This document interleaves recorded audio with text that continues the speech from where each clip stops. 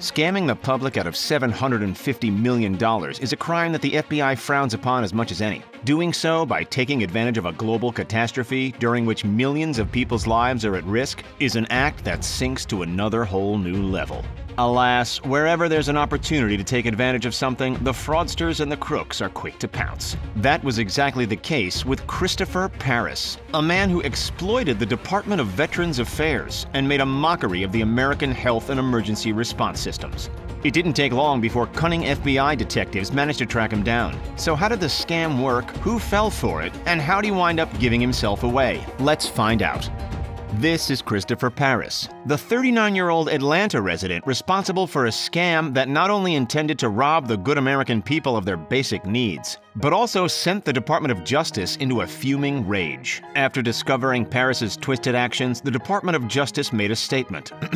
We will not tolerate this conduct, especially when it involves this kind of egregious attempt to target and defraud our nation's treasures, our veterans. During such a trying time, the government was adamant on its stance to those who tried to take advantage of the harsh circumstances. U.S. District Attorney Timothy Shea made it crystal clear. Quote, "My office will devote whatever resources are necessary to stop scams aimed at exploiting Americans during this unprecedented pandemic." End quote. One such a scam, orchestrated by Parris, was constructed with the intention to secure orders from the Department of Veteran Affairs for 125 million face masks and other personal protective equipment, for PPE. The value of such necessities fell into the $750 million ballpark. Parris made promises to a number of businesses that he could obtain millions of genuine 3M face masks from domestic factories. Those businesses were desperate, so they paid him the money. But in reality, the orders were impossible, and Parris's claims were nothing but empty words. In simple terms, he was trying to sell something he didn't even have. Clear, blatant fraud.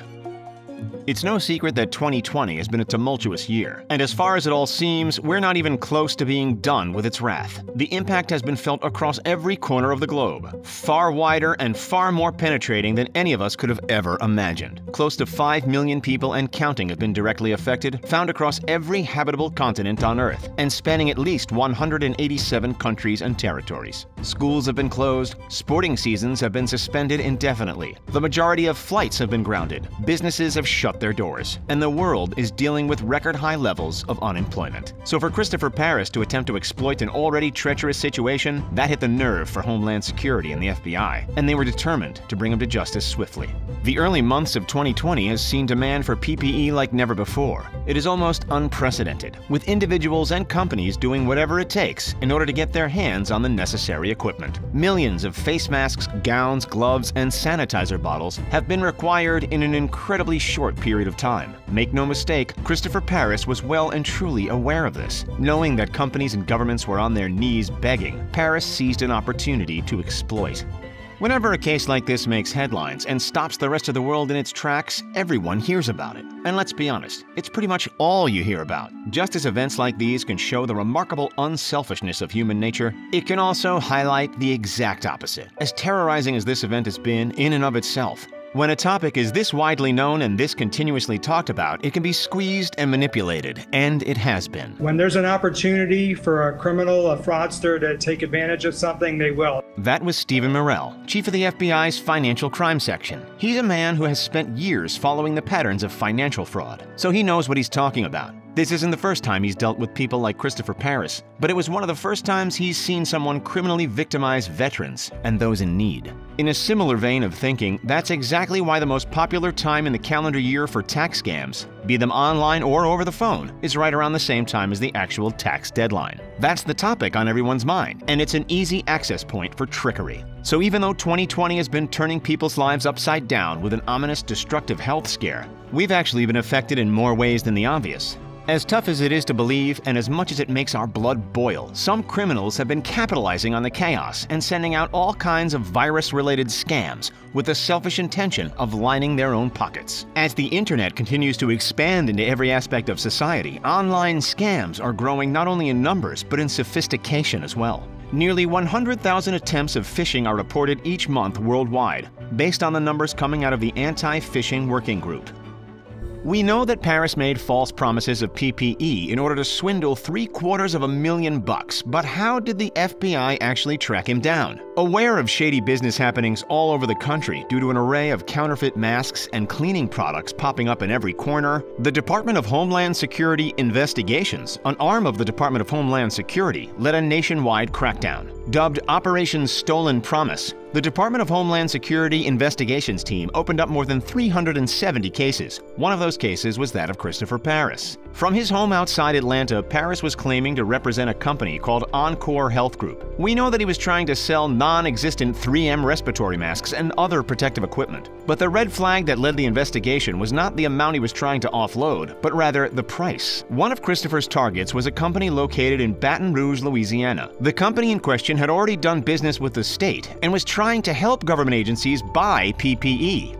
So, this company contacted the Office of the Inspector General at the Department of Veterans Affairs with the purchase plan that Parris had presented to them. However, that's when the sirens started to go off. The department was suspicious of the price. It was about 15 times what they were accustomed to paying for similar products. With an inkling that something was shady, the department phoned up Homeland Security. They made a few phone calls, did some digging, and were quickly linked to Parris. Even though he'd been caught red-handed, some of the damage had already been done. The U.S. government seized more than $3.2 million from his accounts, a sum of deposits already made thanks to his fraudulent activities. The authorities also said that a bank account controlled by Parris received more than $1.1 million.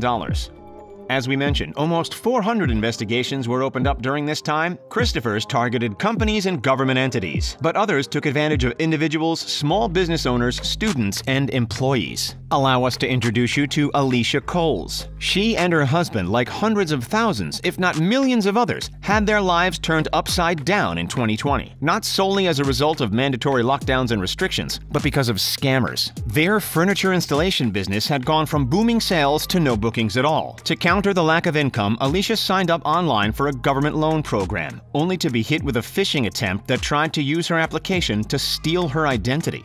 People like Alicia have fallen for all kinds of scams. Some websites have been advocating that apps can track infected people in your area and thus help you know which spots to avoid. However, as soon as you install the app, it shuts down your phone and demands a ransom. In this case, $100 worth of Bitcoin. There have also been extortion threats, with criminals demanding payment and hovering the threat of physically coming to the victim's door and transmitting the virus. Then there are the phone scams. Give this a listen. We can qualify you to get a free diabetic monitor and a complimentary testing kit for coronavirus.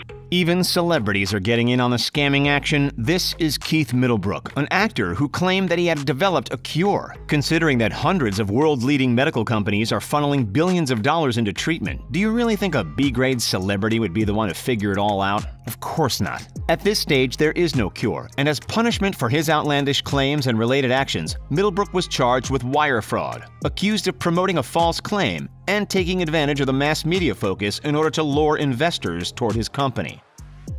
Now that you've gotten a bigger idea of the huge spoke of recent scammers, let's swivel our attention back to Christopher Parris. The authorities did finally catch up to him. Part of the reasoning behind his capture was actually his prior record. This isn't Parris's first attempt to bend the rules, nor would we be surprised if it were his last. That is, if he manages to walk free from prison. Between January 2012 and June 2018, Parris, together with his business partner Perry Santillo, engaged in a giant Ponzi scheme, scamming close to 1,000 people out of a total of at least $115 million.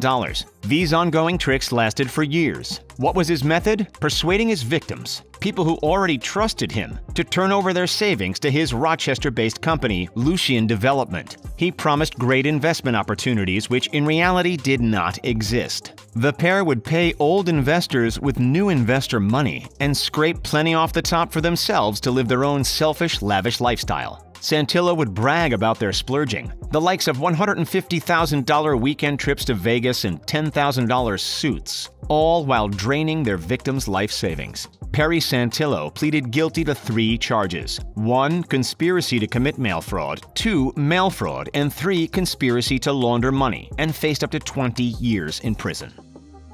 It was a similar outcome for Parris. He actually orchestrated the entire PPE fraud while already facing up to 20 years behind bars for the previous Ponzi scheme. So for Parris's more recent exploits, he faces wire fraud charges, the maximum statutory penalty of which is 20 years in prison, alongside a $250,000 fine. Remember, that's on top of the mail fraud and money laundering charges he was already facing from his shady Lucian development days. As it stands, Parry is currently awaiting trial, but all signs point to a significant time penalty behind bars. How about you play the role of the judge for this one? What do you think is the appropriate sentence? A slap on the wrist? Life behind bars? Or something in the middle? Share your thoughts in the comments. Don't forget to like this video, subscribe to the channel, and as always, thank you so much for checking out The Richest. See you next time, and have a great day.